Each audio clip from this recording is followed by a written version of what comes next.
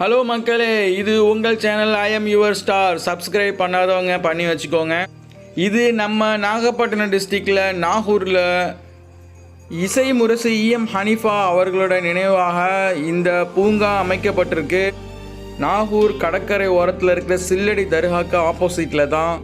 எந்த YouTube channel பார்த்தாலும் இந்த ஷார்ட்ஸ் தான் ரொம்ப வைரலாக போய்கிட்டு இருக்கு. அதை நாமும் இந்த வீடியோ எடுத்து நம்ம சேனலில் போஸ்ட் பண்ணுங்கிற ஒரு எண்ணத்தில் தான் நம்ம அந்த வீடியோ இப்போ போஸ்ட் பண்ணியிருக்கோம்.